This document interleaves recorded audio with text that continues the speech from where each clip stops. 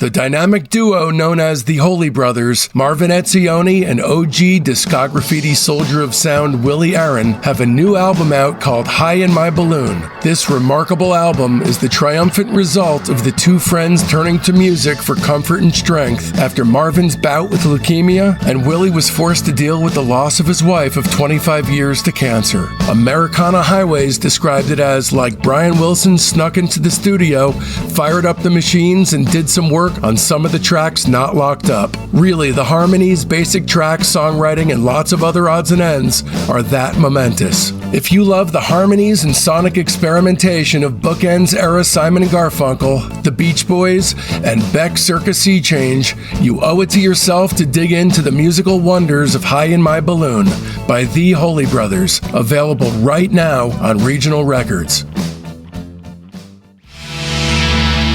The second single from Future Prophet Records is here. Birthday Girl presents Never the Sound, available right now on Future Prophet Records. That's Future, PROPHET, records.com. Order now.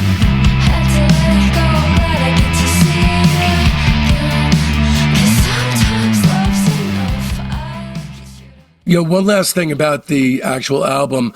It really is modeled on that live set, laying down in the studio kind of thing, where they're able to do it, I'm sure, very comfortably over the course of 4 days. But honestly, the best thing about this record for me is it does not feel like a club set. This feels like a record that you could walk around in that sound world. And so kudos to Arthur and the guys for being able to not just, have their club set memorized and have the vibe so beautifully laid out and, know it like the back of their hand, but to actually be able to create that kind of atmosphere in that limited amount of time. Right. There's a couple of moments where they go off, like Sign DC is a good example, where it's like that's more of a studio creation a little bit. And like the Brian McLean song, Mushroom Clouds as well. But there's a few moments where they become a little bit more of a studio band, and it does make their record feel a little bit more fleshed out, like a full record and not just their live set. Very consistent for what it is, which is, the band's debut. Very accomplished for what it is.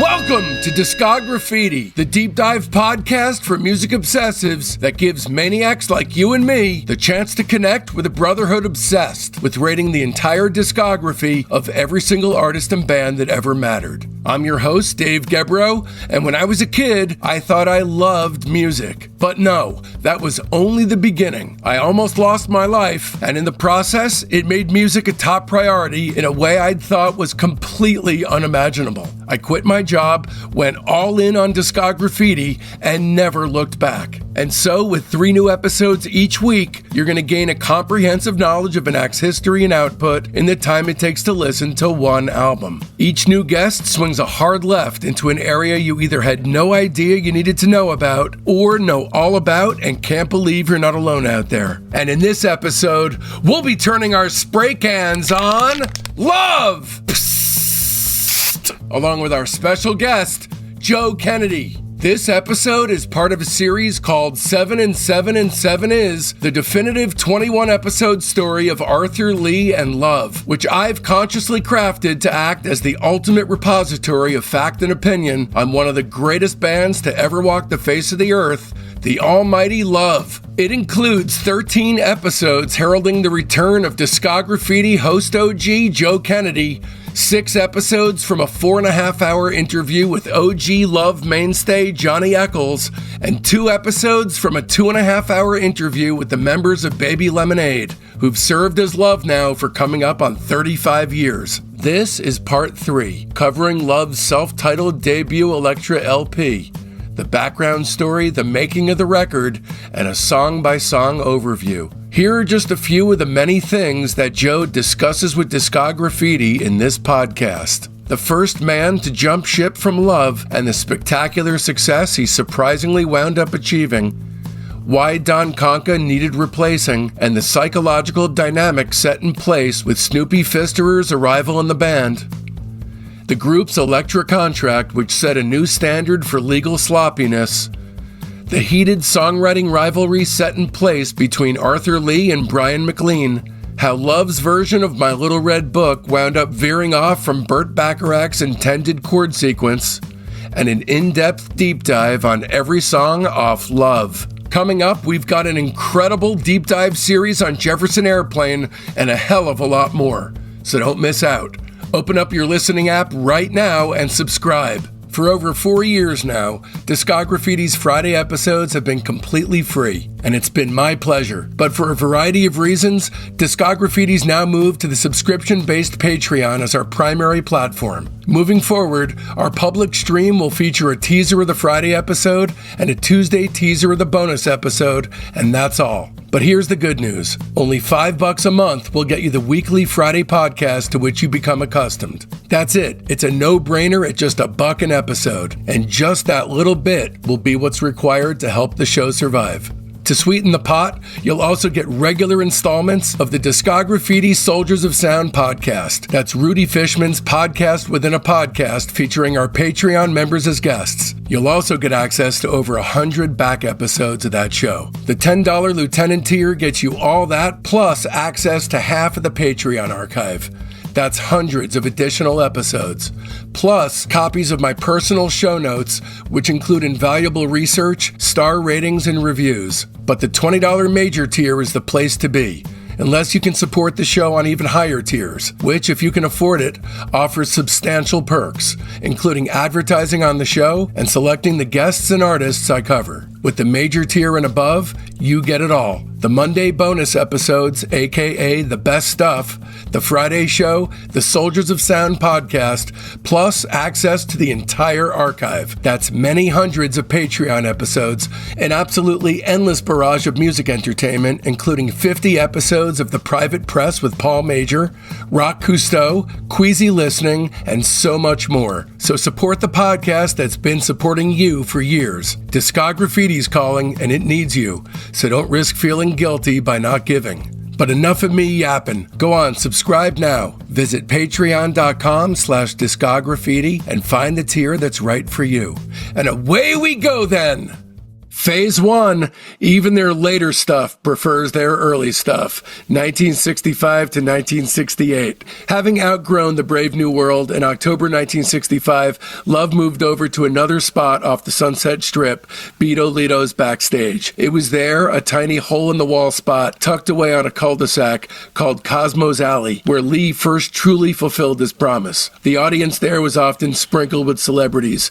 You might find Sal Mineo hanging out there, Mick Jagger, Brian Jones, Bob Dylan, Jimi Hendrix, anyone who was anyone was hanging out there, and this is when they really started coming into their own. You see how how compacted the timeline is, because October 1965 is where they start the Beto Lito's residency, and by January 66 they have their record deal and they're making the first album at Sunset Sound. Yeah. 3 months later. Love would almost always open their shows with a version of Howlin' Wolf's Smokestack Lightnin', which would stretch out into a long improvised jam, of which Arthur Lee later said, quote, "It would go into a lot of jazz feelings like John Coltrane. It could get really far out, expressing what the person playing was feeling in the song. With a steady beat going, we used to improvise, everyone changing the music to what he wanted, but somehow making it fit with what the others were playing. We'd play that song until it hypnotized the audience." Another interesting little thing about Beto Lito's is that, he's talking about Coltrane and jazz and going in that direction. Around the corner was the kind of hippest jazz club in LA. It was called Shelley's Manhole, and they had shows a lot of times same nights that Love was at Beto Lito's. They'd have like Miles and John Coltrane and all the kind of leading figures in jazz at the time. It was one of the hot spots that hosted the big headliner A-list jazzers at the time, right around the corner. That club, I think, is still, all the buildings are still there. So if you walk around that area, I've done this before where I've been like, okay, that's Beto Lito's and that's where Shelley's was, and Sound Factory's right there. It's all right in the same, you could throw a ball and hit all three of them from that's cool. Stand in the corner. Yeah. Beto Lito's looms really large in Love lore, and it was there in the really small brick-walled enclave that Love Sound, which Brian McLean later very aptly described as a black version of folk rock, came together. By this time, the group had a really clear dynamic. Arthur Lee was the unquestioned leader and frontman. He had already become a pioneer in the LA freak scene, often making a statement by wearing multicolored glasses that were a step beyond the freakiness of Roger McGuinn, and a boot on one foot with a shoe on the other. truly one step beyond, because he's black and already looking freakier than McGuinn. People kind of already barely knew how to react to him. He wrote most of the band's original music, and that said, there's always been some debate over exactly who contributed what to the arrangements of certain songs and whether those contributors should be considered co-writers. And then on either side of him, his two lieutenants. You have Johnny Echols, a wildly talented blues and jazz guitarist, and incredibly handsome. I mean, Arthur's voice may have been often compared to Johnny Mathis, but Johnny actually looked like the guy. And those in the know regard the man as Love's secret weapon, the Keith Richards to Lee's Jagger. And then there was Lee's number two man, Brian McLean, the blonde surfer boy with a completely different look, who played chiming, jangly guitar and wrote tender ballads about cotton candy and carnivals and knew everybody on the scene. Behind them, you had a rhythm section who were as good as any around, but for different reasons would soon split from the group. The first to go was John Fleckenstein, who quit the band because he had an opportunity to join the Cameraman's Guild and enter the film industry. He would later briefly play bass with the Standells, including on their garage rock classic Riot on Sunset Strip.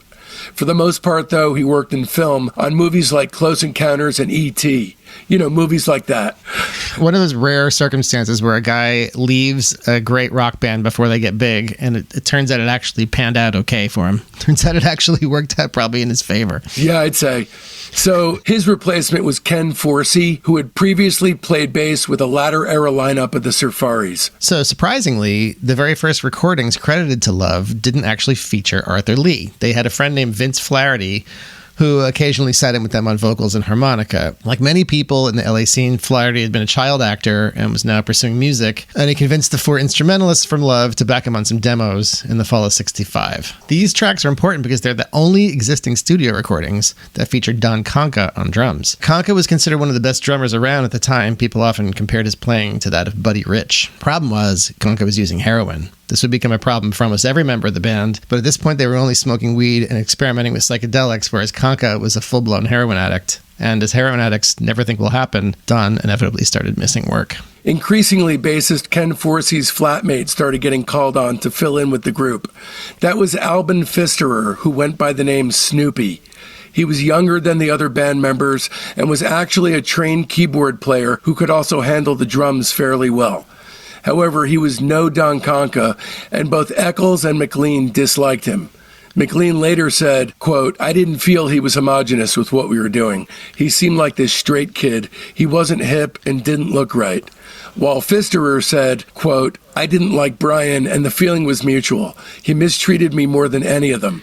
And he was really nasty to me. He thought I was square and he was hip, and I wasn't the drummer he wanted.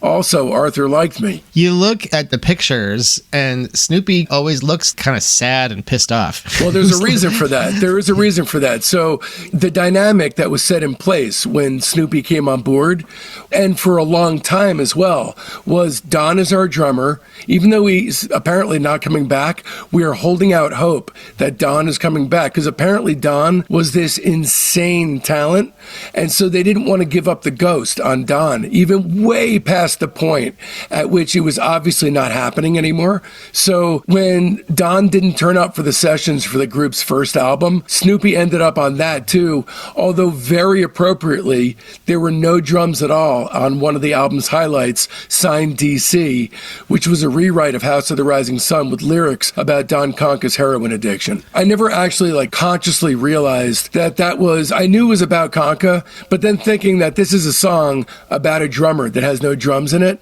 by its very absence, makes it kind of genius. It's kind of meta, yeah.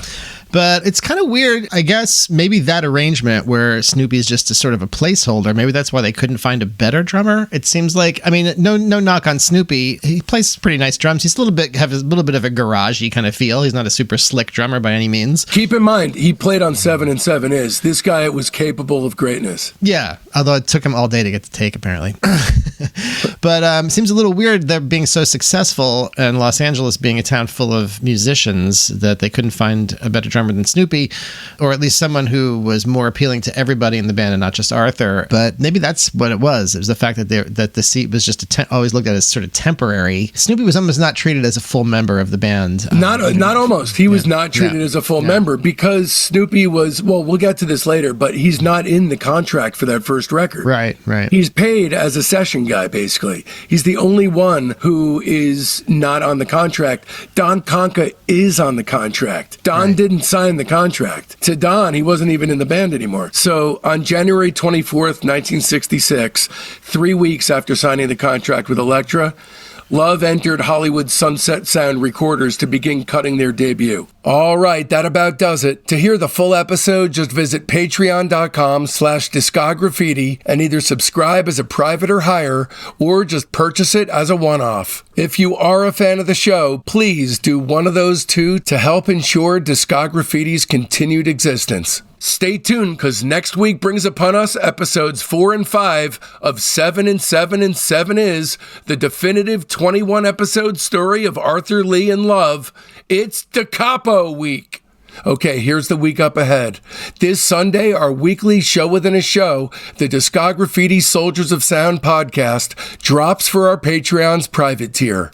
These are real people with talent and a burning fire deep inside, just like you and I. Then, come Tuesday, the major tier gets a very special treat. Tuesday's bonus episode is part 5 of our 7 and 7 and 7 is Love series. It's the Johnny Echols interview about Love's classic second LP, Da Capo. There'll be a very short sneak peek running publicly for free on Tuesday morning, but the entirety of the show will only be accessible on the major tier of our Patreon. A heartfelt Discograffiti thanks goes out to my beautiful son Mason, Joe Kennedy, Willie Aaron, Johnny Echols, Mike Randall, Rusty Squeezebox, David Green, Rudy Fishman, Becky Boyd, my mom, my dad, my incredibly loyal fans, and especially the entire Patreon community, the Soldiers of Sound. I love every last one of you, and this show would not exist without you, my friends. Speaking of friends, it's high time for some new ones. They're in our Facebook group, Discograffiti Soldiers of Sound. That's the best way to find out what's coming up on the show, but there's a hell of a lot more. You get recaps of the day in music history, the ability to pitch questions to guests, polls that put you in the driver's seat on guest and band decisions, and access to a thriving creative hub if you're looking for a collaborator. So make sure you don't miss out. You can find the link to the Discograffiti Soldiers of Sound Facebook page right there in the show notes.